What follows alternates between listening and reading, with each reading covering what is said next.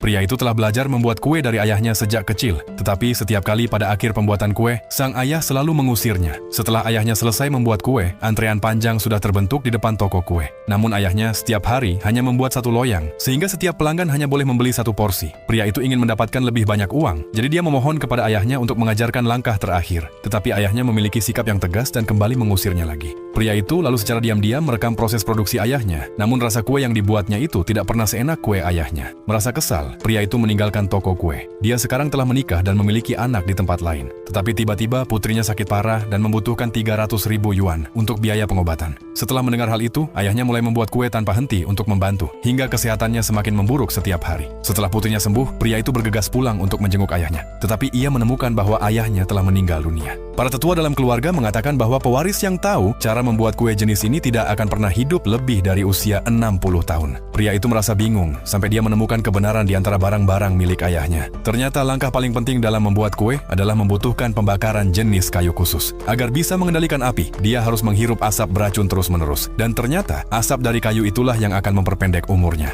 Itulah alasan mengapa para pewaris yang belajar membuat kue tidak berumur panjang dan mengapa ayahnya tidak pernah mengajarkan langkah ini kepadanya. Pria itu masuk ke dapur, tempat ayahnya biasa membuat kue, memasukkan kayu bakar yang sudah disiapkan ke dalam tungku, dan bersiap untuk membuat kue. Dia mencoba mencium asap dari kayu yang terbakar, tetapi dadanya merasa sangat tidak nyaman. Pada saat itu, dia akhirnya mengerti betapa beratnya penderitaan yang dialami ayahnya untuk membuat kue. Kemudian pria itu mulai mengelola toko kue yang ditinggalkan ayahnya. Ketika pelanggan melihat bahwa kue-kue itu dibuat olehnya, mereka tidak percaya rasanya akan sebagus kue-kue ayahnya. Pria itu meminta semua orang untuk mencicipi. Setelah mencicipi, semua orang menemukan bahwa kue-kue itu sangat lezat, dan mereka memahami bahwa dia akhirnya mewarisi keahlian ayahnya.